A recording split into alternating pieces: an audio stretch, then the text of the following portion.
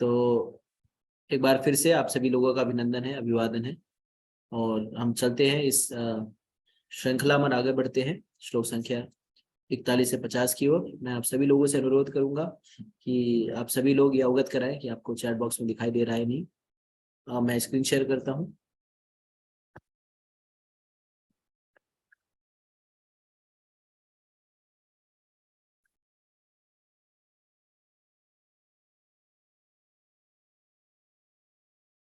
तो अगर आपको स्क्रीन दिखाई दे रहा हो तो चैट बॉक्स और कमेंट बॉक्स का उपयोग करके आप बता सकते हैं कि आपको स्क्रीन दिखाई दे रहा है। हम लोग भगवद गीता में उपाधि अध्याय 18 श्लोक संख्या 41 से 50 की विवेचना आज करने का प्रयास कर रहे हैं। तो आप सभी भक्तों का एक बार फिर से हार्दिक अभिनंदन, स्वागत।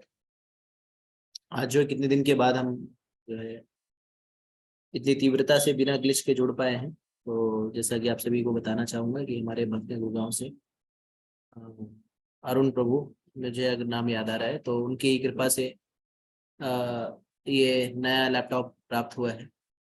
और उस लैपटॉप की तीव्रता के कारण जो है आज आप एकदम सारा कुछ कुछ कुछ विलंब नहीं हुआ, सारा टेक्नोलॉजी जो है वो सही हो गया और सारी चीजें जो है वो सुचारू रूप से चल रही है। तो आगे बढ़ते हैं हम लोग। हम उनका हार्दिक अभिनंदन करते हैं, उनके आध्यात्मिक उत्थान के लिए भगवान से प्रार्थना करेंगे। अगर मैं नाम सही बोल रहा हूँ, अगर ना गलत नाम बोल रहा हूँ क्षमा करिएगा प्रभु जी। श्लोक संख्या हम लोग 41 में है। श्लोक संख्या 41 को पढ़ने का प्रयास करेंगे। तो श्लोक संख्या 41 से लेकर के 48 तक भगवान जो है वर्णाश्रम से कर्तव्यों की शुद्धिकरण के बारे में बताते हैं। तो इसके पहले हमने विभिन्न प्रकार के सतोगुणी बुद्धि, सात्विक रति, सात्विक सुख इत्यादि के बारे में चर्चा की। अब श्लोक संख्या 41 है वर्णाश्रम के बारे में। तो अगर आप सभी लोगों को याद होगा, विदित होगा, तो भगवद गीता के चौथे अध्याय में भगवान ने कहा था चतुर्वर्ण्या मया सृष्टम गुण कर्म भागश। तो चार वर्ण की उत्पत्ति या चार वर्ण को विभागित किया है भगवान ने ही गुण और कर्म के हिसाब से। लेकिन उन गुण और कर्मों की व्याख्या उस समय भगवान ने नहीं की थी। तो क्या गुण और कर्म व्यक्ति को क्षत्रिय बनाता है, क्या गुण और कर्म ब्राह्मण बनाता है, वैश्य बनाता है, शूद्र बनाता है, इसकी यहाँ पर भगवान ने कुछ कुछ झलकियां दी। इतर शास्त्रों में अगर आप देखेंगे तो बहुत ही विस्तार से इन गुणों को और भी विस्तार से बताया गया है। लेकिन जैसा कि आप सभी लोगों को ज्ञात है, भगवत गीता जो है वो भगवान की भगवत गीता भगवान की वाणी है। और साथ ही साथ भगवत गीता है जो सारे वेद शास्त्र उपनिषदों का सार भी है। तो सार होने के कारण सारे सारे कुछ ज्ञान जो है संक्षिप्त रूप में यहाँ पर भगवान ने प्रदान किया है। क्योंकि युद्ध क्षेत्र में ओ कृष्णा, तो युद्ध क्षेत्र में ये ज्ञान प्रदान किया गया और युद्ध क्षेत्र में इतना समय नहीं था कि सारा चूक विस्तार में बताया गया। तो जैसे कि हमने पहले भी चर्चा की कि भगवद गीता जो है एक छोटी सी लघु पुस्तिका है जिसमें सारे मूल सूत्र जो है समाहित किए गए। तो आइए आगे बढ़ते हैं हम लोग श्लोक संख्या 41 में। श्लोक संख्या 41 में भगवान कह रहे हैं ब्राह्मण क्षत्रिय विषाम शूद्राम च परंतप।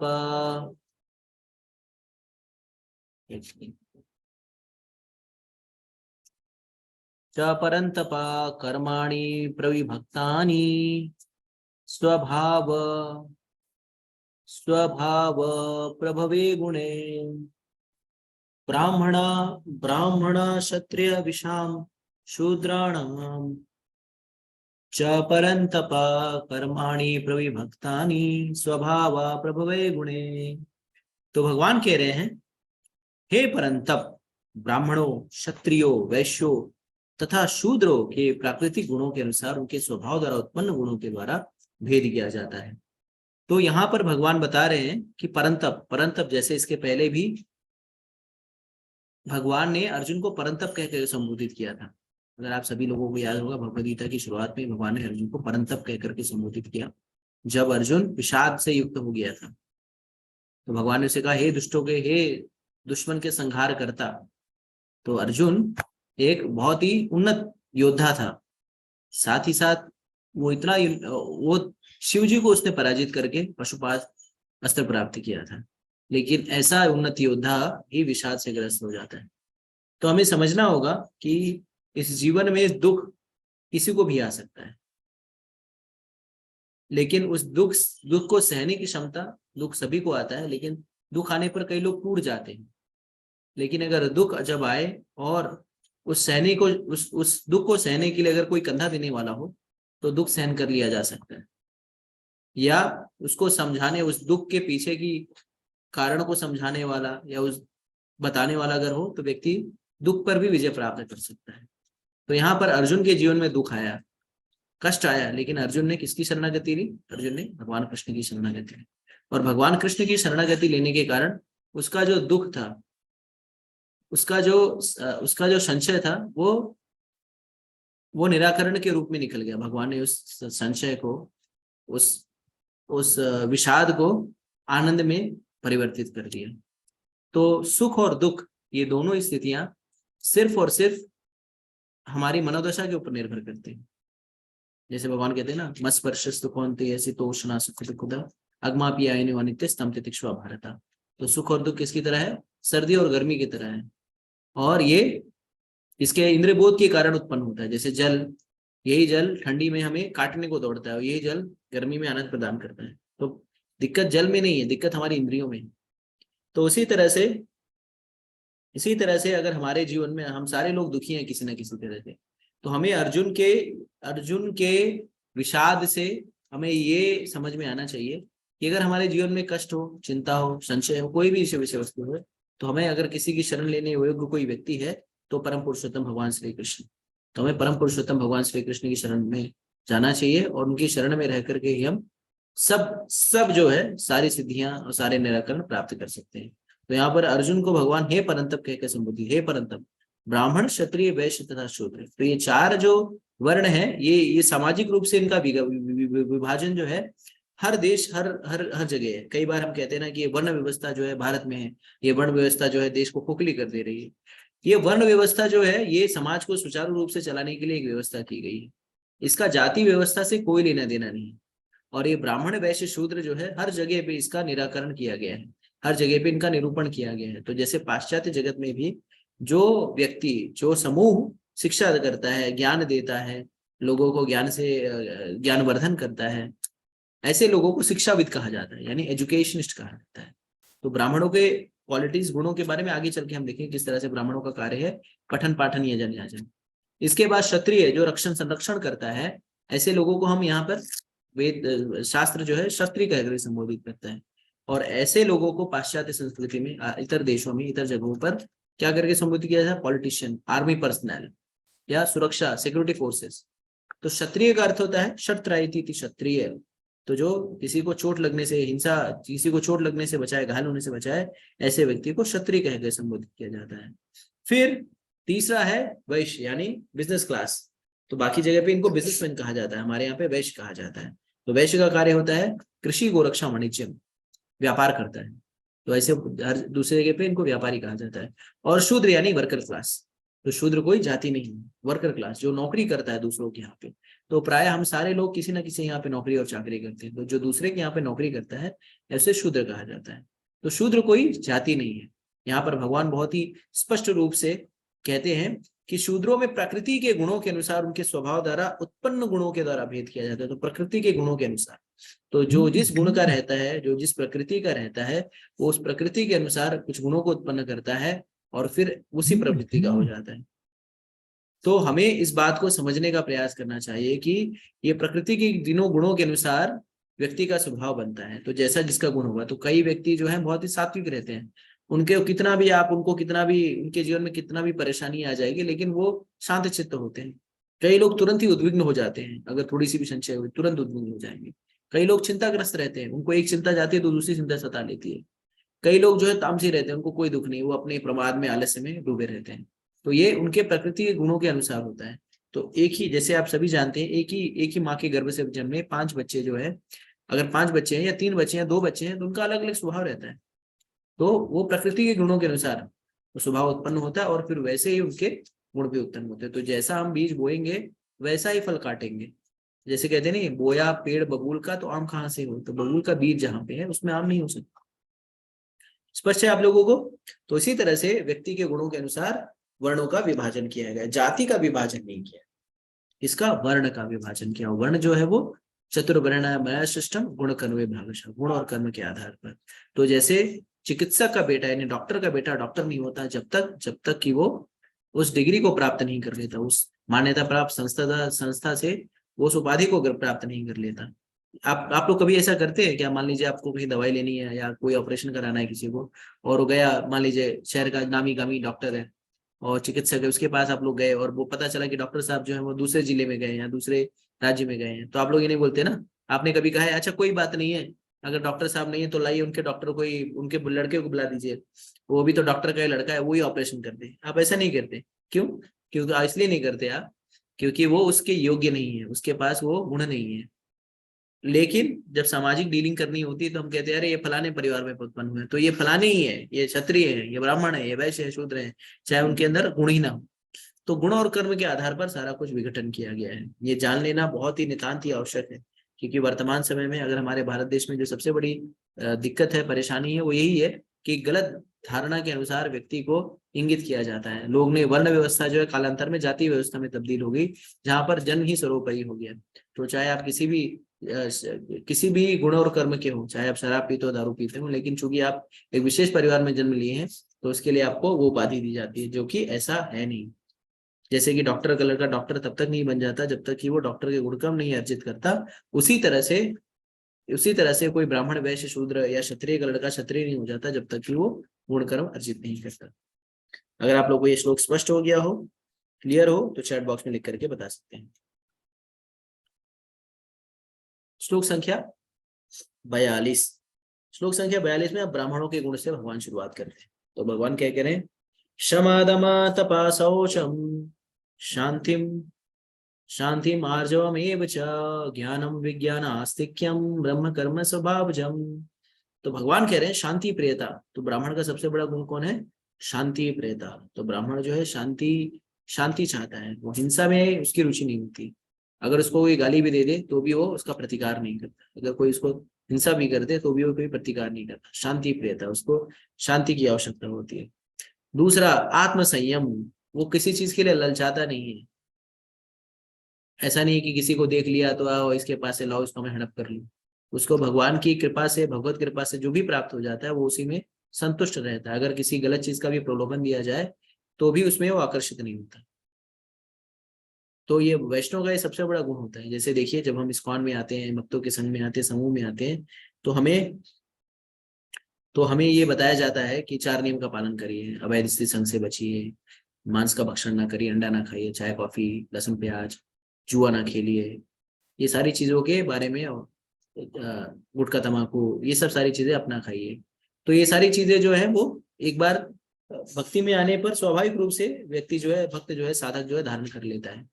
उसके उपरांत, उसके बाद एक बार वो दृढ़ निश्चय, दृढ़ प्रतिज्ञ हो गया, तो उसके बाद कोई उनको लाखों रुपया दे और कहे कि प्रभु जी ऐसा है, मैं तुमको लाख रुपए देता हूँ, ये लो सिगरेट पी लो या ये गलत काम कर लो, तो व्यक्ति जो है नहीं करेगा। क्यों? क्योंकि उसके अंदर पूर्ण रूप से आत्म संयम है। वो उच्च उच्च ज्ञान से उसकी बुद्धि जो है आच्छादित हो चुकी है, तो उसको तुच्छ ज्ञान, तुच्छ चीजें जो है कभी भी आकर्षित नहीं करेंगी। तीसरी जो विषय वस्तु है तपस्या।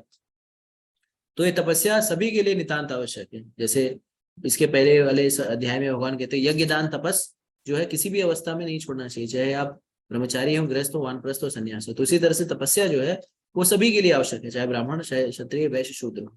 तो किस प्रकार की तपस्या? ब्राह्मणों के लिए तपस्या सर्वांगीण है, सर्वोपरि है। क्यों? क्योंकि ब्राह्मण जो है स्वाभाविक रूप से सतुगुणी होता है और वो भगवत कृपा या भगवान की कृपा पर निर्भर रहता है और वो भगवत प्राप्ति के लिए भी अग्रसर होता है। तो जब आप भक्ति के मार्ग पर आगे बढ़ने का प्रयास करते हैं तो उसमें भोग जो है वो हो नहीं पाता। तो भक्ति और भोग एक साथ नहीं होगा, या तो आप भक्ति के मार्ग पर चलेंगे या भोग के मार्ग पर चलेंगे। तो ब्राह्मण जो है चूंकि वो आध्यात्मिक उन्नति चाहता है, मनुष्य जीवन के उद्देश्य को जानता है, इसके लिए भौतिक भोग में संलिप्त नहीं होता और वो भौतिक भोगों से तप करता है। तो सामान्यतः तप क्या है? वर्तमान समय में एकादशी पर व्रत धारण करना ही सबसे बड़ी तपस्या है। जैसे अभी कुछ एक दिन पहले जो थी निर्जल, पांडव निर्जल एकादशी थी, तो उस दिन सारे भक्तों ने क्या किया था? निर्जला एकादशी की थी और पूरा दिन 24 घंटे जो है अन्न जल त्याग दिया था। और कई लोगों की तो बहुत परेशानी, जैसे मैंने भी निर्जला करा रखा था और मुझे शरीर में बहुत गर्मी होने लगी, सर पे जो है बहुत ऐसे गरम गरम होने लगा और मुंह जो है सूखने लगा। तो फिर क्या किया मैंने सर पर पानी, स्नान किया, सर पर पानी डाला, तो इस तरह से जो है किसी तरह से अगले दिन तक तपस्या कर पाए। तो तपस्या जो है ब्राह्मणों का मूलभूत मूलभूत स्वभाव होता है। तो तपस्वी होते हैं। किसके लिए तपस्या? अधिक धन कमाने के लिए तपस्या नहीं करते, भगवत प्राप्ति करने के लिए तपस्यारत रहते हैं। चौथा होता है पवित्रता। पवित्रता करते हैं वो पवित्र होते हैं आंतरिक रूप से और बाह्य रूप से। वो मिथ्या वचन करने से बचते हैं, किसी प्रकार के अवैध संग करने से बचते हैं, जुआ इत्यादि खेलने से बचते हैं। तो अपनी पवित्रता को बनाए रखते हैं। स्नान करते हैं, ब्राह्मणों के बारे में कहा गया वो 3 बार स्नान करते हैं। वर्तमान समय में अगर कोई 1 बार भी स्नान कर ले तो भी बहुत बड़ी बात है, लेकिन ब्राह्मण जो है 3 बार स्नान करता है। और साथ ही साथ आंतरिक तपस्या क्या है, आंतरिक पवित्रता क्या है? वो भगवान के पवित्र नामों का जप भी करता है। हरे कृष्णा कृष्णा कृष्णा हरे हरे, हरे राम राम राम हरे हरे। फिर सहिष्णुता यानी टॉलरेंस। त्रिनाद अपि सुनिचेना तरोर अपि सहिष्णु, अमानि न मान देना कीर्तनिया सदा हरि। तो सहिष्णु होता है, उसके ऊपर कितने भी कष्ट आए, कितना भी कुछ आए तो उसको सहन कर लेता है। सत्यनिष्ठ होता है, सत्य के मार्ग पर चलता है, झूठा वाचन नहीं करता, मिथ्या वाचन नहीं करता। ज्ञान से युक्त होता है। कौन सा ज्ञान? कि पैसा कैसे बनाए, ट्रेडिंग कैसे करे, अधिक से अधिक धन उपार्जन कैसे हो, या 2 रुपया डाला हो तो उसको 10 रुपया कैसे बनाओ, इस ज्ञान में नहीं। आत्मज्ञान यानी भगवत प्राप्ति कैसे करे, इस विषय में ज्ञान, इस विषय में ज्ञान। और वो ज्ञान से परिपूर्ण होने के कारण उसका भौतिक आकर्षण शून्य होता है। विज्ञान यानी ज्ञान को सुनता ही नहीं है, भगवत गीता को पढ़ता ही नहीं, उसको उसको उसके नॉलेज को, उसके ज्ञान को धारण भी करता है। तो ज्ञान मतलब थियरी, तो ज्ञान से पटु होता है। वो मंत्रोच्चारण भी करेगा खट खट खट खट खट खट खट खट, लेकिन उसको विज्ञान यानी प्रैक्टिकली भी अपने जीवन में उतारेगा। धार्मिकता यानी धर्म के नियमों का पालन करना। ये सारे स्वाभाविक गुण हैं। कैसे गुण हैं? स्वाभाविक गुण हैं। तो स्वाभाविक रूप से ब्राह्मणों के अंदर होता है, ऐसे कृत्रिम तरीके से नहीं आ सकता। जैसे गीदड़ जो है, कुत्ता जो है, वो शेर की खाल पहन ले तो हो सकता है कितने लोग को बेवकूफ बनाए, लेकिन जैसे ही मौका आएगा वो अपना जो है लक्षण प्रदर्शित ही करेगा, क्योंकि स्वाभाविक रूप से वो शेर जरेंगे। जैसे एक कथा आप लोगों ने सुनी होगी कि एक बार क्या हुआ कि एक सियार था, उसको वो सियार और ऊंट की दोस्ती थी, और फिर वो लोग गए खेत में चरने के लिए। और फिर ऊंट ऊंट जो था, ऊंट और सियार ने क्या किया, ऊंटों ने ये लोग ने ये निर्णय किया कि ये दोनों जो है चरेंगे खेत में रात में। अजुरिया रात थी, ये जो बोलते हैं पूर्णिमा की रात थी, और ये लोग ने बोला कि हम लोग चरेंगे लेकिन किसी प्रकार की किसी को भनक नहीं लगने देंगे। जो कहते हैं ऊंट और ये सियार, ये दोनों ने मस्त जो है चरा, खेत चर लिया। अब खेत चरने के बाद सियार जो है वो बोला कि यार अब मेरे को हुआने का मन कर रहा है, हुआ हुआ करने का मन कर रहा है। तो बोलता है अरे यार मत कर, नहीं तो किसान आ जाएगा बहुत पीटेगा। बोले क्या करूं, मैं तो आदत से मजबूर हूँ, अब तो करना ही पड़ेगा क्योंकि इतना खा लिया मैंने। और फिर उसने क्या किया, वो लेट करके खेत में हुआ हुआ हुआ करने लगा। और फिर किसान को पता चला कि ये जो ऊंट जो है दिख गया, उसको सो रहा था दिख गया, अरे ऊंट जो है चल रहा है। फिर ले लाठी आया, सियार तो 1 2 का 4 हो गया है, लेकिन ये कैमल को, इस ऊंट को दे लाठी दे लाठी दे लाठी। तो जो स्वाभाविक चरित्र है, जैसे चाणक्य पंडित बोलते हैं कि एक मूर्ख व्यक्ति महंगी घड़ी, रोलेक्स की घड़ी लगा लेगा, एडिडास का जूता पहन लेगा, और रेमंड का बहुत शर्ट पहन लेगा, सूट बूट पहन लेगा, बड़ी बड़ी गाड़ों से उतरेगा, लेकिन वो तब तक तो ठीक है, तब तक तो व्यक्ति उसको सम्मान करेगा। लेकिन मूर्ख है तो जब अपनी मुंह खोलेगा ना तो उसकी वो कितने पानी में पता चल जाता है। उसी तरह से स्वाभाविक रूप से ये सारे जो गुण हैं वो ब्राह्मणों के कर्म करते हैं। तो ये स्वाभाविक, जिनके द्वारा ब्राह्मण, ये तो ये स्वाभाविक गुण है जिसके द्वारा ब्राह्मण जो कर्म करते हैं। तो अगर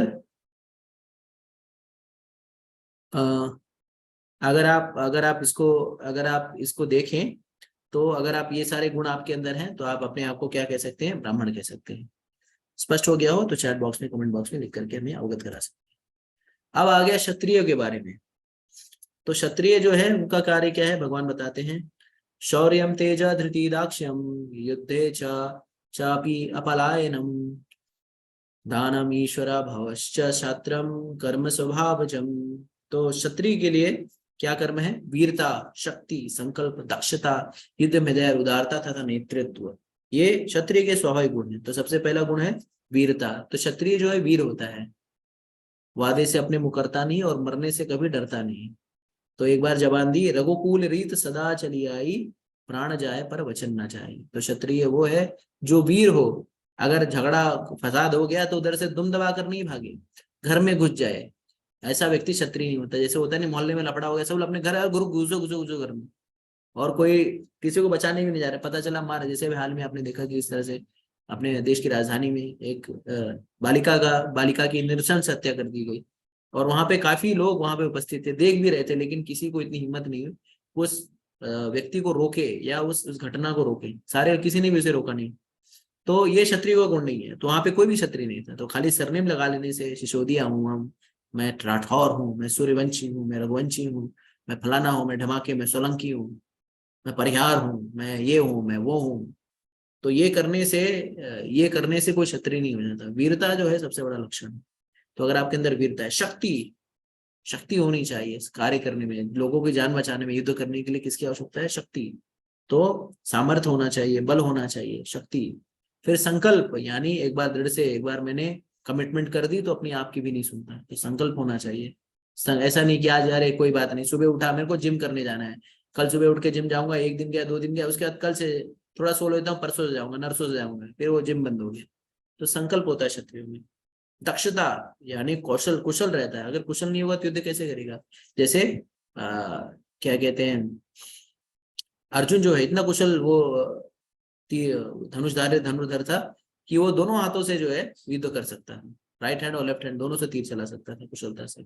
युद्ध में धैर्य, उदारता, उदारता करते क्षत्रिय को क्षमाशील होना चाहिए। अगर कोई इसके अंदर नतमस्तक हो जाए तो उसको माफ कर देना चाहिए। और नेतृत्व करने की क्षमता, यानी आगे आगे बढ़ करके जो है अपनी प्रजा का संरक्षण करे क्षत्रिय। तो जैसे पूर्व काल में जो राजा होते थे वो युद्ध स्थल में खुद उपस्थित होते थे, खुद नेतृत्व करते थे अपनी सेना का। ऐसा नहीं है वर्तमान समय में क्या होता है, जो हमारे जो सेना नायक है, सेना अध्यक्ष है, वो कहीं दिल्ली में बंकर में इसी कमरे में बैठे रहते हैं, वहां पे एसी चल रही, बंकर में बैठे हैं, वहां पे टीवी भी देख रहे हैं, और मारा कौन जा रहा है? छोटे मोटे जो बेचारे सोल्जर हैं वो मारे जा रहे हैं। तो ये क्षत्रिय का गुण नहीं है। क्षत्रिय का गुण है खुद जाकर के युद्ध स्थल में लड़ाई करो। तो ऐसा हमारा जो नेतृत्व कर रहा है प्रधानमंत्री, वो बैठा है दिल्ली में कहीं, दिल्ली में चुपचाप देख रहा है कि क्या चल रहा है, अपने वो सिक्योरिटी गार्ड के साथ बैठा है, और जो बेचारे गरीब लोग हैं वो युद्ध क्षेत्र में मारे जा रहे हैं। तो राजा का अर्थ होता है कि वो युद्ध क्षेत्र में जाए और लड़ाई कर नेतृत्व करे। खाली भाषणबाजी बयानबाजी से काम नहीं चलता। तो इसी के लिए ये जो ये वर्तमान समय में है, ये क्या है? कौन सा डेमोक्रेसी है? तो डेमोक्रेसी में ऐसा ही होता है, जो जो सत्ता सत्ता में रहता है व्यक्ति वो सकुशल रहता है, और जो आम जनता रहती है वो मारी जाती है। लेकिन राजशाही में राजा खुद नेतृत्व करता था और खुद ही अपने प्राणों की आहुति देता था प्रजा का संरक्षण करने में। और ये क्षत्रियो के स्वाभाविक गुण है। तो क्षत्रिय के गुण ये, अगर किसी के अंदर नेतृत्व, कई लोग देखिए एक ही इसमें रहेंगे, आपके ऑफिस या कार्यालय में भी देखेंगे कई लोग जो है आगे, सदैव आगे रहते हैं। कोई कार्य करना है तो नेतृत्व करते हैं, मैं इसका बीड़ा उठाऊंगा। तो क्षत्रिय का गुण है। तो आप लोग में से अगर ये जो गुण है तो आप बता सकते हैं कि मैं क्षत्रिय का गुण हूँ, मैं क्षत्रिय हूँ। ओके, स्पष्ट हो गया हो तो चैट बॉक्स में लिख करके बता सकते हैं। अब आ जाते हैं हम लोग वैश्य और शूद्रों के कर्म के बारे में। तो भगवान कह रहे हैं, कृषि गोरक्ष वाणिज्यम वैश्य कर्म स्वभावजम परिचार्य आत्मकम कर्मम शूद्रस्यपि स्वभावजम। तो भगवान कह रहे हैं श्लोक संख्या 44 में कि कृषि करना, गो रक्षा तथा व्यापार वैश्यों का स्वाभाविक कर्म है, और शूद्रों का कर्म श्रम तथा अन्यों की सेवा करना। तो कृषि गोरक्षा वाणिज्य, तो गोपालन, तो गोपालन करना वैश्यों का स्वाभाविक धर्म है। तो कृषि यानी खेती। तो राजस्थान में कहा जाता है उत्तम खेती, उत्तम खेती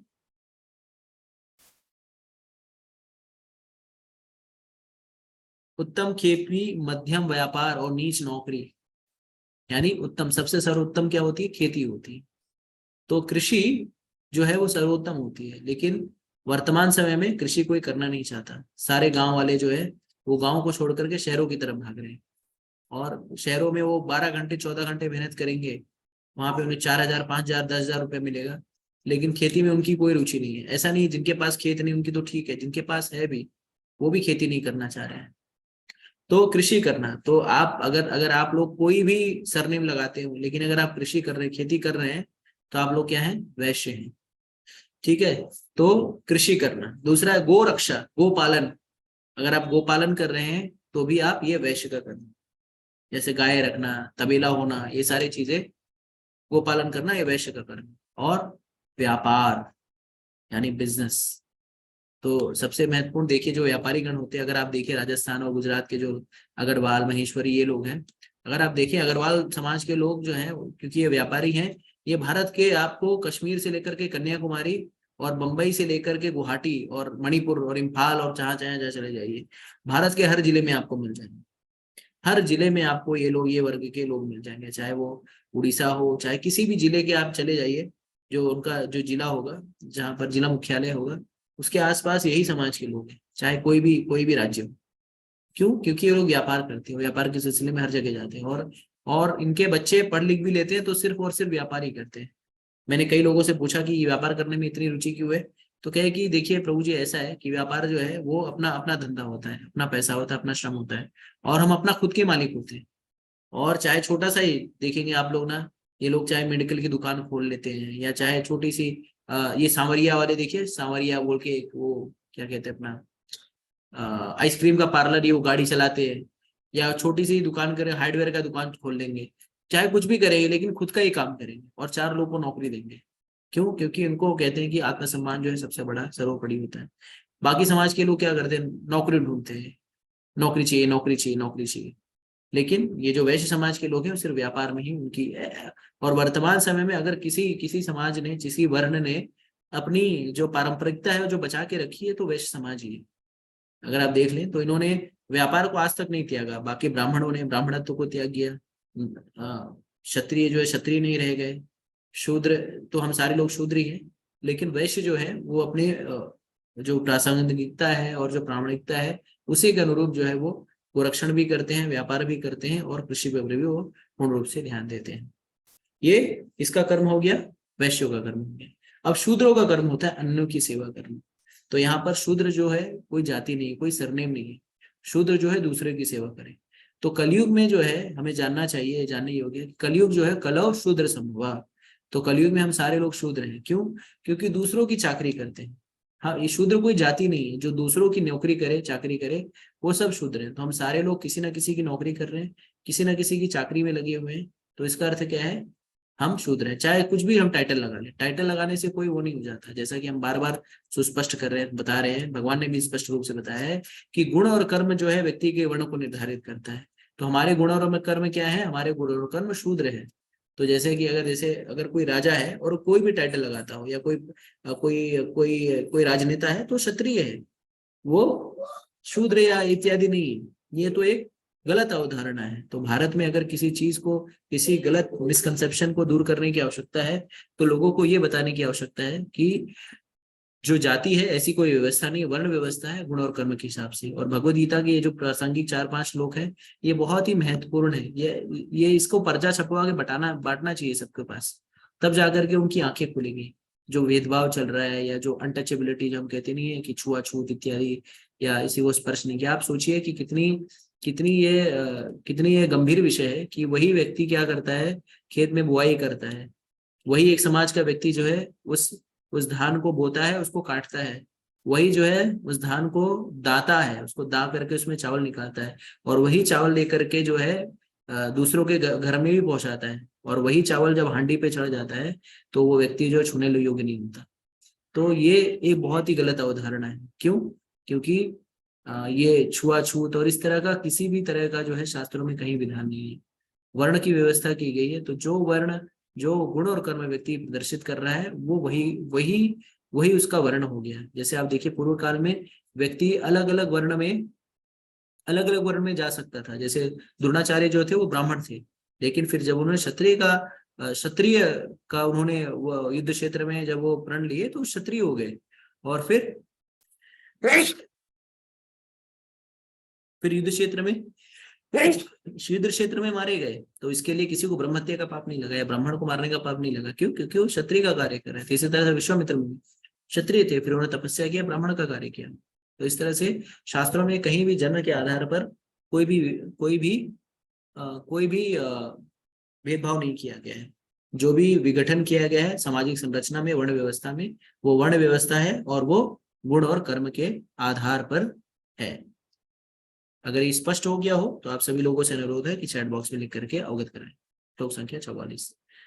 तो अभी इन 3-4 श्लोकों में हमने ब्राह्मण के कर्म, क्षत्रिय के कर्म, वैश्य के कर्म और शूद्र के गुणों के बारे में, गुण कर्म के बारे में चर्चा की। और ये जानना नितांत ही आवश्यक है, क्योंकि ये हमारे हमारे वैदिक समाज की आधारभूत शिला है। और इस आधारशिला को, इस महत्वपूर्ण ज्ञान से लोग जो हैं वंचित हैं। इस कारण से एक प्रकार की गलत धारणा या गलत विवेचना जो है समाज के अन्य वर्गों में फैल चुकी है, और वो एक बहुत ही भयावह रूप ले चुकी है। तो हमें हमें सभी को क्या करना है, उससे अवगत कराना है। अब आते हैं श्लोक संख्या 45 पर। श्लोक संख्या 45 में भगवान कह रहे हैं, स्व स्वे कर्माणि अभिरता संसिद्धिं लभते नर स्वकर्म निरत सिद्धिं यथा विदन्ति तच्छृणु।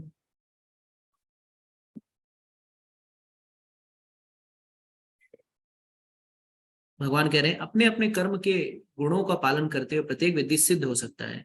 अब तुम मुझसे सुनो कि यह किस प्रकार किया जा सकता है। तो अब यहाँ पर भगवान बता रहे हैं कि अगर कोई अपने गुणकर्म को हिसाब से, जो उसका गुणकर्म है, जो कार्य, जो नियत कार्यों में वो लगा हुआ है, अगर उसे वो नियत कर्म नियत रूप से पालन करे तो व्यक्ति सिद्ध हो सकता है।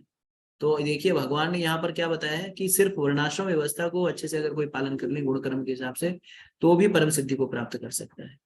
अगर कोई क्षत्रिय है तो क्षत्रिय कर्तव्य का निर्वहन अगर वो सही तरीके से कर रहा है, या कोई ब्राह्मण है तो ब्राह्मण, अगर उसके कर्म ब्राह्मण के हैं तो ब्राह्मण के कर्तव्यों का सही तरह से निर्वहन कर रहा है, या कोई वैश्य है तो वैश्य के कर्तव्य का सही रूप से निर्वहन कर रहा है, या कोई शूद्र है तो शूद्र के गुण कर्म के हिसाब से वो कार्य कर रहा है। तो शूद्रों का देखिए सबसे बड़ी जो मिसकंसेप्शन है, अवधारणा है, वो शूद्र के विषय में, क्योंकि शूद्र जो है एक जाति को टैग कर दी गई है। तो यहाँ पर जब मैं शूद्र का शब्द इस्तेमाल कर रहा हूँ, तो ये शूद्र शब्द का इस्तेमाल जो है किसी जाति को लेकर के नहीं है, गुण कर्म को लेकर के है। बहुत सारे लोग जो है मनु संहिता, या कहते हैं कि मनु संहिता जो है वो जाति पाति को बढ़ावा देती है, या इतर शास्त्रों के बारे में भर्त्सना करते हैं, वो सिर्फ और सिर्फ अज्ञान के कारण है। तो मनु संहिता किसी जाति के बारे में नहीं कहती। जैसा कि मैं फिर स्पष्ट कर रहा हूँ, गुण और कर्म के बारे में बात की जा रही है। तो जैसा जिसका गुण कर्म होगा वो ऐसा कार्य होगा, ठीक है। तो जब शूद्र के बारे में की जाती है तो जाति नहीं है, गुण और कर्म है।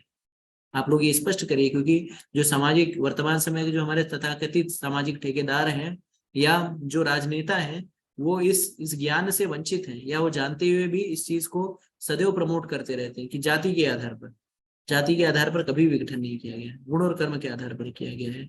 और लोगों को इतने वर्षों से दिग्भ्रमित करते हुए चले आए हैं, उनको बेवकूफ बनाते चले गए हैं। इसी कारण से देखिए कि कितनी कुरीतियां सामाजिक रूप से फैल चुकी हैं। तो अगर समाज के ये राजनेता अगर ये भगवत गीता को पढ़ लें तो कम से कम इसको सामाजिक रूप से बोलने का भी तो प्रयास करें, लेकिन कोई बोलना नहीं चाहता। क्यों? क्योंकि सारे लोग अपनी राजनीतिक रोटियां सेकना चाहते हैं, उससे लाभ प्राप्त करना चाहते हैं। तो कोई भी संहिता, कोई भी जो वेद है, किसी भी, देखिए भगवान के हम सभी बच्चे हैं, भगवान की पूजा अर्चना करने के लिए, भक्ति करने के लिए सबको सर्वाधिकार है। चाहे स्त्री हो, वैश्य हो, शूद्र हो, कोई भी हो, मिलेश हेवन कोई भी हो, सारे लोग जो हैं, सब लोगों का क्लासिफिकेशन या सब लोगों का विघटन जो है गुण और कर्म के हिसाब से हुआ है। मिलेच कोई लोग नहीं है, मिलेच गुण और कर्म है। जो इस तरह के कर्म करेंगे उसे मलेच कहा जाएगा, जो फला फला तरह के कर्म करेंगे उन्हें यवन कहा जाएगा, जो कुत्ता का भक्षण करेंगे उन्हें चांडाल कहा जाएगा। तो जो जिस तरह से कार्य करता है, गुण कर्म को धारण करता है, उन्हें वो कहा जाता है। शास्त्रों में, वैदिक शास्त्रों में कहीं पर भी जाति प्रथा को बढ़ावा नहीं दिया गया है। जब ये कहा जाता है कि ब्राह्मण को खिलाया जाना चाहिए, तो तथाकथित जाति ब्राह्मण के बारे में नहीं कहा गया, जो कोई सरनेम लगाते हैं उनके बारे में नहीं कहा गया। अगर आपने देखा हो श्लोक संख्या 41 में जो गुणों की व्याख्या की गई, 42 में, उन गुण कर्म को जो धारण करता है वो ब्राह्मण होता है। लेकिन लोग क्या बोलते हैं कि किसी सरनेम को, नहीं, सरनेम से नहीं होता, गुण और कर्म को। तो ये चीज आप ध्यान रखिए। आप सभी लोगों को ये जानकारी मैं इसलिए बार बार दोहरा के दे रहा हूँ, बता रहा हूँ कि ये जानना बहुत ही नितांत आवश्यक है कि गुण और कर्म है। जब ये कहा तो कई लोग होते हैं शास्त्र जो है ब्राह्मणों के लिए बहुत ही उपयुक्त है, तो ब्राह्मण गुण और कर्म के साथ तिवारी, पांडे, शुक्ला, मिश्रा, चौबे, छब्बे, नब्बे, पदिया, ये शर्मा, ये लोग के लिए नहीं है। जो गुण और कर्म धारण करे उनके लिए। और जैसे सिंह, सिसोदिया या सोलंकी, परिहार, राठौर, ये क्षत्रिय नहीं हो गए। जो गुण और कर्म धारण करता है वो क्षत्रिय हो गए। या कोई अग्रवाल है, गुप्ता है, खसौधन है, हाँ, या इस तरह से वो कोई वैश्य नहीं हो गया, गुण और कर्म वैश्य है। या कोई जो हरिजन लिखता है, या जाटव लिखता है, या पासी लिखता है या इस तरह से कोई भी सरनेम यूज करता है तो वो शूद्र नहीं हो गया। गुण और कर्म जो है शूद्र होते हैं। तो हमें ये चीज को सामाजिक रूप से निकालना है। अगर कोई भी व्यक्ति, मान लीजिए मैं नाम लेके उदाहरण दे रहा हूँ, मान लीजिए जैसे सुश्री मायावती जी जो है वो मुख्यमंत्री बनी उत्तर प्रदेश की, तो वो क्षत्रिय है क्योंकि वो राजकाज कर रही है, वो क्षत्रिय है। वो शूद्र नहीं है, वो क्षत्रिय है। क्यों? राजकाज करना, संरक्षण करना क्षत्रिय का कार्य है। या अगर कोई गुप्ता है, अग्रवाल है, अगर वो टीचर है, वो शिक्षण दे रहा है तो ब्राह्मण है। अगर कोई सिंह है, वो टीचर दे रहा है तो ब्राह्मण है। अगर कोई पान की दुकान खोल के बैठा है, अगर वो पांडे मिश्रा तिवारी पान भंडार, पांडे पान भंडार, पांडे मिष्ठान भंडार, शुक्ला मिष्ठान भंडार, ये सारी चीजें करके रखा है तो वैश्य है। तो फिर से मैं यहाँ पर एक बार फिर से दोहराता हूँ कि ये शास्त्रों में जो वर्ण व्यवस्था की बात की गई है वो गुण और कर्म के आधार पर है, जन्म के आधार पर कतई नहीं है, कतई नहीं है और कतई नहीं है। ये आप लोग गांठ बांध करके ध्यान दे लीजिए, इसको अपने दिमाग में रख लीजिए। अगर ये चीज स्पष्ट हो गई हो तो आप चैट बॉक्स में, कमेंट बॉक्स में लिख करके बताइए। हरे कृष्ण।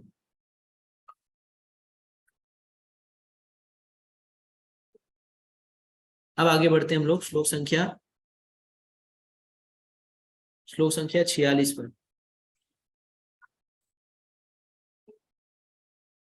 अब श्लोक संख्या 46 में भगवान कह रहे हैं, यत् प्रवृत्ति भूतानां येन सर्वामिदं ततं सर्वकर्मणा तम अवचर्य सिद्धि विदन्ति मानवा। जो सभी प्राणियों का उद्गम है, वो सर्वव्यापी, उस भगवान की उपासना करके मनुष्य अपना कर्म करते हुए पूर्णता प्राप्त कर सकता है। तो भगवान यहाँ पे बता रहे हैं कि भगवान जो है किसी एक विशेष वर्ण की हेजमनी नहीं है, या किसी विशेष वर्ण का भगवान के ऊपर एकाधिकार नहीं है। ठीक है, किसी एक विशेष वर्ग का एकाधिकार नहीं है। भगवान पर सर्वाधिकार है, सबका अधिकार है। तो अगर कोई वर्ण व्यवस्था में कोई मलेच्छ हो, यवन हो, लेकिन अगर वो भी इस घर गर्हित कार्यों में लगा हुआ व्यक्ति हो, मांस खाने वाला व्यक्ति हो, या पशु कुत्ता चांडाल भी हो, अगर वो भगवान की भक्ति करता है, हरे कृष्णा कृष्णा कृष्णा हरे हरे, हरे राम राम राम हरे हरे, भगवान को केंद्र में रख करके वो कार्य करता है, तो भी भगवत धाम जाने का वो उसको अधिकार है। तो भगवान के यहाँ पे भगवान कह रहे हैं कि जो सभी प्राणियों का उद्गम है और सर्वव्यापी है, तो भगवान जो है वो सभी प्राणियों का उद्गम स्थली है। सारी सृष्टि भगवान कहते हैं सर्व योनि से कौनते मूर्तया संभवतिया तासम ब्रह्म महत योनि हम बीज प्रतापिता। तो कृष्ण जो है सबके बीज प्रदाता पिता है। ये पूरी अनंत कोटि ब्रह्मांड की सृष्टि जो है वो भगवान के रोम छिद्र से हुई। तो कारण दक्षाय विष्णु जब श्वास लेते हैं तो शिरोदक्षाय विष्णु जब श्वास लेते हैं, नहीं, कारण दक्षाय विष्णु जब श्वास लेते हैं, उनके रोम छिद्र से अनंत कोटि ब्रह्मांड की उत्पत्ति होती है। तो भगवान की इच्छा करने मात्र से सारी सृष्टि उत्पन्न होती है। और भगवान से ही ब्रह्मा जी की उत्पत्ति है, उसके बाद वो अनंत कोटि ब्रह्मांड के 84 लाख योनि में अनंत अनंत जीवों की वो उत्पत्ति करते हैं। तो भगवान ही सबके प्राइमरी क्रिएटर है, या सबके मेन उद्गम स्थान है। और वो सर्वव्यापी है, भगवान जो है कण कण में व्याप्त है। तो भगवान परमात्मा रूप में, ऐसा कहा जाता है ना, भगवान की इच्छा के बगैर पत्ता भी नहीं होता। तो इस जगत के कण कण में भगवान जो है वो अपना विस्तार करते हैं और सर्वव्याप्त हैं। इस जगत में हम सबसे कुछ ना कुछ छुपा सकते हैं, लेकिन परमात्मा जो कि हमारे हृदय में निवास करते हैं, उनसे हम कुछ भी नहीं छुपा सकते। उनको सारा कुछ ज्ञान है। उस भगवान की उपासना करके मनुष्य अपना कर्म करते हुए पूर्णता, तो सब कुछ कर रहे हैं आप, कोई भी वर्ण में कार्य कर रहे हैं, किसी भी वर्ण में है, किसी भी चेतना में है, लेकिन अगर आप भगवान की उपासना कर रहे हैं, भगवान की भक्ति में संलिप्त हैं, तो अपना कार्य करते हुए भी आप पूर्णता को प्राप्त कर सकते हैं। तो अगर तो इसको कैसे किया जा सकता है? तो जैसे मैं बार बार कहता हूँ कि भक्ति करने का अर्थ ये नहीं होता कि छोड़ो घर द्वार चलो हरिद्वार, यानी सब कुछ छोड़ो और हरिद्वार को चलो। नहीं नहीं, भक्ति करने का अर्थ होता है आप जहाँ कहीं भी हो, जिस किसी भी स्थिति परिस्थिति में हो, वहीं पर कृष्ण को केंद्र में रख करके आप कार्य करिए।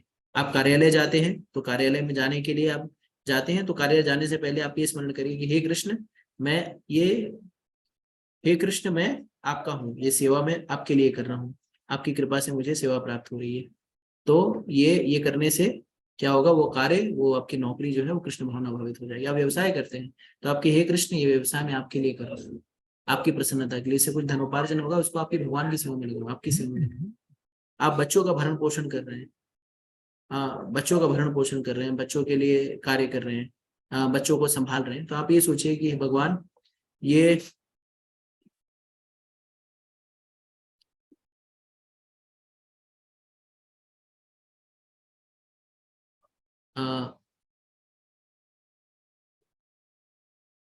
तो बच्चों का पालन पोषण कर रहे हैं, तो ये बच्चे भगवान ने हमें दिए हैं, तो ये भी कृष्ण भावनाभावित हो जाएगा।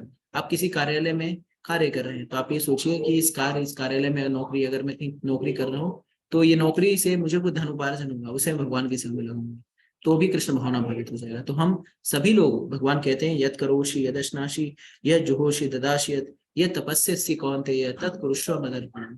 तो जो भी आप करिए उसे किसे अर्पित करिए, कृष्ण को अर्पित करिए। कृष्ण को अर्पित करने से क्या होगा, अगर सब कुछ कृष्ण को अर्पित करेंगे तो सारी चीजें जो है वो दिव्य हो जाएंगी, और जब सारी चीजें दिव्य हो जाएंगी तो उसमें हमें किसी प्रकार का कोई कर्म फल नहीं लगेगा, और इस तरह से हम पूर्णता को प्राप्त होंगे। तो अगर आप लोग को समझ में आ गया हो, स्पष्ट हो गया हो, तो चैट बॉक्स में लिख करके बता सकते हैं। हरे कृष्ण। अब श्लोक संख्या 47 में भगवान कह रहे हैं,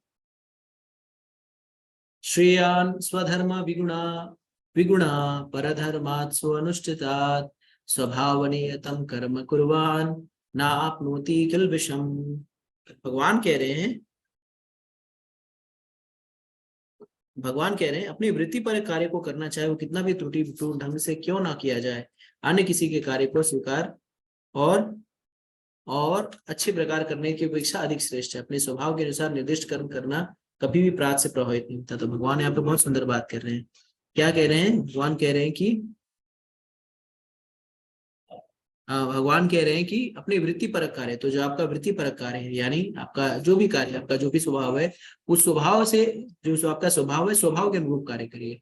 जैसे वर्तमान शिक्षा व्यवस्था में क्या होता है कि एक बार मैं गया था मुंबई में, एक hospital, KEM hospital, King Edward Memorial hospital, Worli में है मेरे ख्याल से, नहीं वर्ली में, प्रभा देवी में है, हाँ एल्फिस्टन में था, प्रभा देवी में।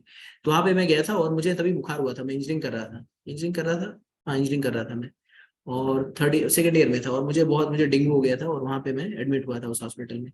तो उसके बाद मुझे 2-3 दिन बुखार उतर ही नहीं रहा था। फिर तीसरे दिन जो बुखार उतरा, तो डॉक्टर जो था वो मे बी वो भी ट्रेनी डॉक्टर ही था। तो मैं उसको पूछा था कि उसने पूछा आप क्या करते हो, तो वो भी 23-24 साल का रहा होगा, और मैं उस समय मे बी 18 साल का रहूंगा। तो उसने कहा क्या करते हो, मैं बोला कि मैं इंजीनियरिंग कर रहा हूँ। तो बोला कौन सी इंजीनियरिंग, मैं बोला IT इंजीनियरिंग।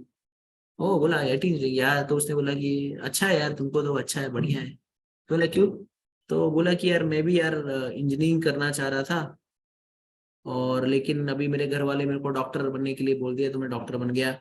नहीं तो तुम लोग की तरह जो है ऑफिस में बैठ के कार्य करता, नहीं तो देखो अब रात रात भर जागना पड़ रहा है।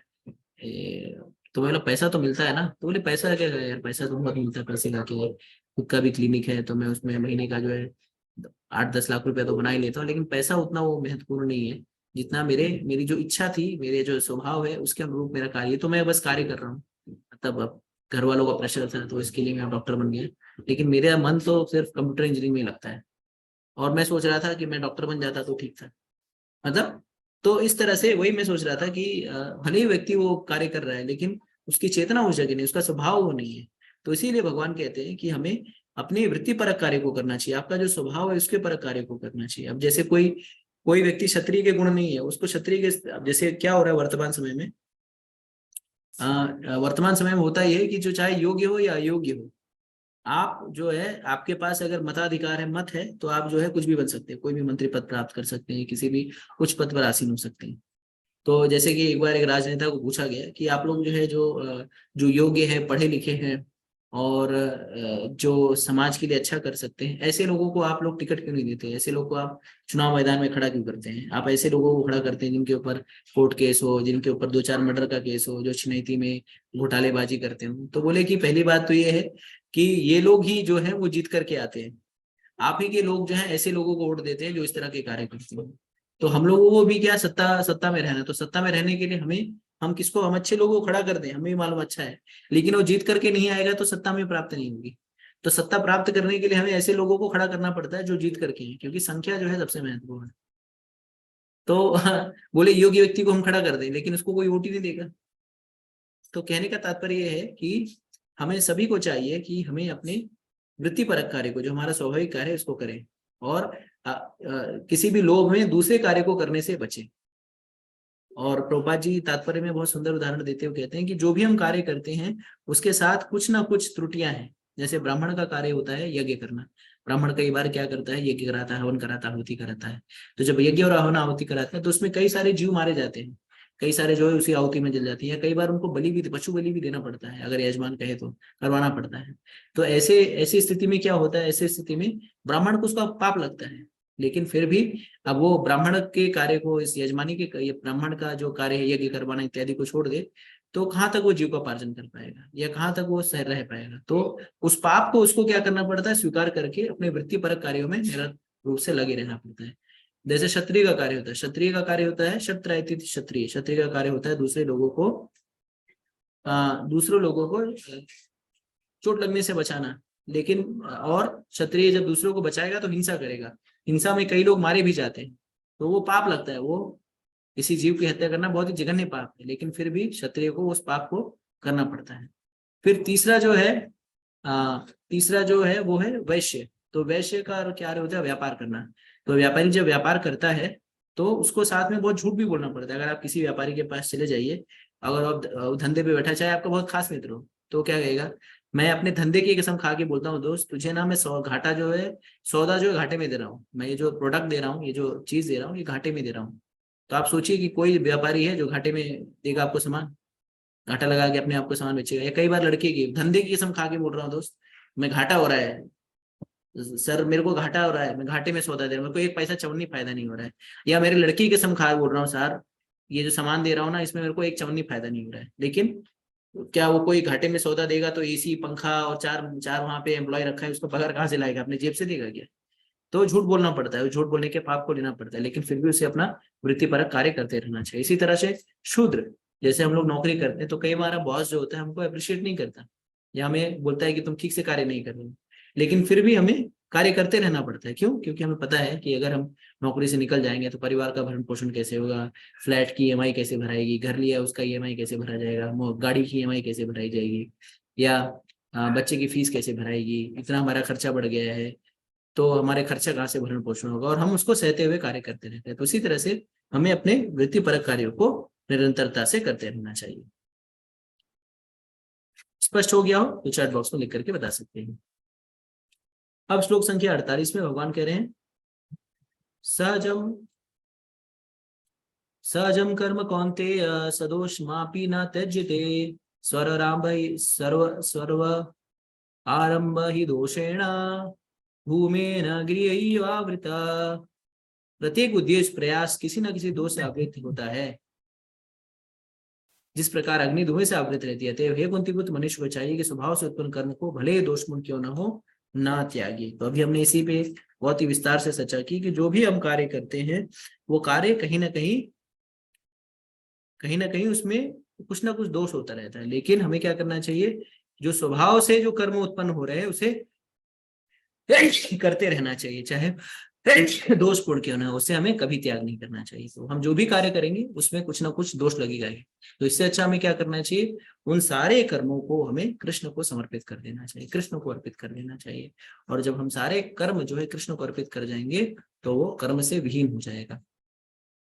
तो जैसे अग्नि सब चीज को जला करके भस्म कर देती, उसी तरह से कृष्ण को समर्पित किया गया कर्म सारे कर्म फलों को जला करके भस्म कर देता। तो हमें कोई भी स्थिति परिस्थिति हो, हमें हर स्थिति परिस्थिति में सदैव कृष्ण भावना भावित रहना, और सारे कर्मों का जो फल है, सारे कार्यों को भगवान को समर्पित करके कार्य करना है। तो कोई प्रश्न पूछेगा कि कैसे हम सारे कर्म जो है भगवान को समर्पित करके कर सकते हैं। तो हमें कुछ नहीं करना है। अगर ये आपको सिर्फ इतना ही कहना है, हे कृष्ण, ये आपकी प्रसन्नता के लिए है। अगर आप इतना भी नहीं कह सकते तो ये आप जो है हरे कृष्ण मंत्र बोल दीजिए, हरे कृष्णा कृष्णा कृष्णा हरे हरे, हरे राम राम राम हरे हरे। और इतना कहने से ही जो है सारे कर्मफल जो है वो कृष्ण जो है उसके सार को ग्रहण कर। तो कृष्ण वो अग्नि है जो किसी चीज को भी जला करके भस्म कर देते हैं। और भगवान कहते भी हैं कि सर्वधर्मान परित्यज्य माम एकम शरणं व्रज अहम त्वं सर्व पापेभ्यो मोक्षयिष्यामि मा शुचः। तो सारे तथाकथित धर्मों को त्याग करके मेरी शरण में आ जाओ और मैं तुम्हारे सारे पापों को नष्ट कर दूंगा और तुम्हें मोक्ष भी प्राप्त कर दूंगा, डरो मत। तो अगर हम अपने पाप कर्मों से, अगर पाप या पर कर पुण्य कुछ भी हो, भगवान उस सबको जला करके भस्म कर देंगे, शुद्ध कर देंगे और हमें अपने धाम ले जाने के योग्य बना देंगे। खाली हमें क्या करना है, भक्ति के नियमों को, साधना भक्ति के नियमों का पालन करना है और सब कुछ जो है भगवान को समर्पित करना है। कृष्ण को सदैव याद रखना है और कृष्ण को कभी नहीं भूलना है। हरे कृष्णा कृष्णा कृष्णा हरे हरे, हरे राम राम राम हरे हरे। अब श्लोक संख्या 49 से लेकर के 55 में ब्रह्म स्तर के बारे में कोई यतम ज्ञान भगवान दे रहे हैं। श्लोक संख्या 49 से लेकर के 55 है, लेकिन हम 49 और 50 को याद देखेंगे। तो श्लोक संख्या 49 में भगवान कह रहे हैं, श्लोक संख्या 49 में भगवान कह रहे हैं, असक्त बुद्धि सर्वत्र जितात्मा विगत नैष्कर्म्य सिद्धि परमाम संन्यासेना अधिगच्छति। अब संन्यास की सिद्ध अवस्था के बारे में भगवान बोल रहे हैं कि संन्यास की सिद्ध अवस्था क्या है। जो आत्मसंयमी तथा अनासक्त है, जो समस्त भौतिक भोगों की परवाह नहीं करता, वह संन्यास के अभ्यास द्वारा कर्मफल से मुक्ति की सर्वोच्च सिद्ध अवस्था को प्राप्त कर सकता है। तो यहाँ पर बता रहे जो आत्मसंयमी है और अनासक्त है, तो आत्मसंयमी बनने के लिए आपको भी भक्ति करने की आवश्यकता है। बिना भक्ति किए कृत्रिम रूप से आप आत्मसंयम नहीं कर सकते। जैसे आप बहुत ही सुंदर उदाहरण आता है योगी जन का। तो योगी जन क्या करते हैं, कृत्रिम तरीके से अपने इंद्रियों को निग्रह करने का प्रयास करते हैं। और बहुत सारे योगी हैं, ऋषि मुनि हैं, जिन्होंने कृत्रिम तरीके से आत्मसंयम करने का प्रयास किया बिना तत्व को जाने, और फिर अंतोगत्वा वो उनका पतन हो गया। जैसे हम देखते हैं सौभरी मुनि। तो सौभरी मुनि ने क्या किया, सौभरी मुनि को याद था कि जब मैं बाहर रहूंगा, बाहर रह करके तपस्या करूंगा, तो हो सकता है कोई अप्सरा इत्यादि आकर के मेरा ध्यान भंग करने का प्रयास करे। तो उन्होंने क्या किया, उन्होंने जल के अंदर जाकर के, यमुना के जल के अंदर जाकर के तपस्या करने का प्रयास किया। और फिर एक दिन उन्होंने क्या देखा, नर और मादा मछली को देखा, और उसको देखने से उनकी वो उद्विग्न हो उठे और अपनी तपस्या को त्याग करके बाहर आए। और वहां का जो राजा था, उसकी 5 लड़कियों से, 5 या 50 लड़कियों से उन्होंने विवाह किया। और कई वर्षों तक भोग विलास करने के उपरांत उनको चेतना है कि नहीं, मैंने अपना समय वेस्ट कर दिया। या हम विश्वामित्र मुनि को देखते हैं, किस तरह से कितनी कठोर तपस्या उन्होंने की, और फिर विषय आसक्ति मेनका के आकर्षण से उनका पतन हुआ।